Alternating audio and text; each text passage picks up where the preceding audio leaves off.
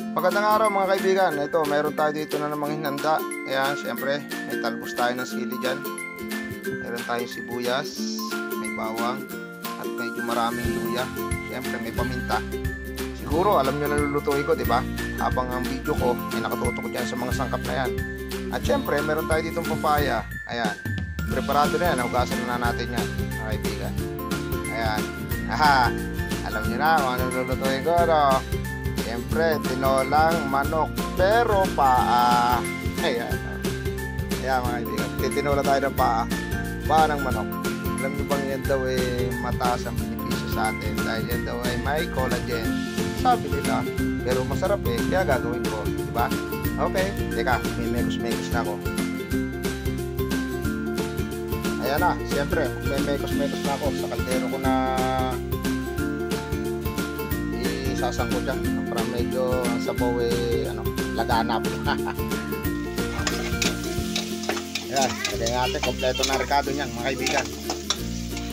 Tapos lagay natin mga kaibigan paa. Tapos yan mga kaibigan, matapos natin isangkot yan na yung paa, lutuin natin sa sarili sabaw, ilagay natin yung papaya nang para paglambot ng paa, lambot na rin si papaya at ilagay natin. At ito nga, matapos na may gana sa sarili yung sabaw niya, nilagyan natin siya ng tubig. Ayan. Antay natin kumulo. Paglambot ng paa, lambot na rin ng papaya, ilalagay natin ang talbos ng sili. Ito na mga kaibigan, nakakulo na. Uy! Lakas ng pagkakakulo niya. Siyempre, haluin natin yan. Antay natin malabog yung papaya. Paglambot na yung papaya, sigurado labog na rin yung paa niya. Saka natin ilalagay itong sili. Ito na mga kaibigan. Medyo malambot na yung paa, pero ang tingin ko sa papaya, hilaw pa, unat pa, mas nauna pa lumambot yung paa. Ayun, at siyempre titikman natin yan.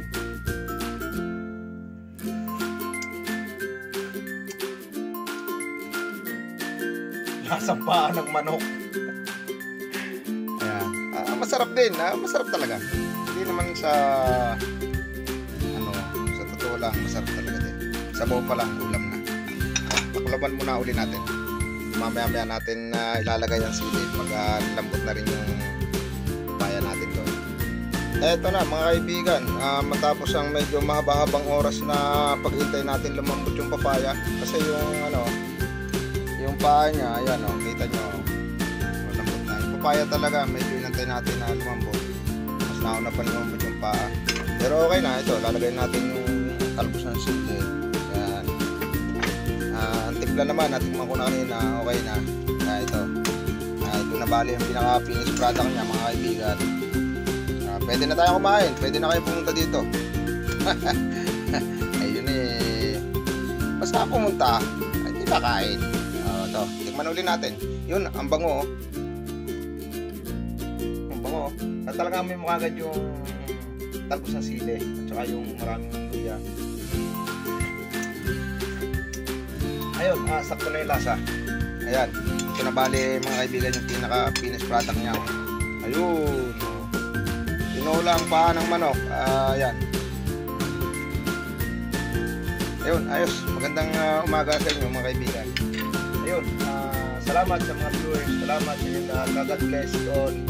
Ingat po tayong lahat. Maraming salamat po.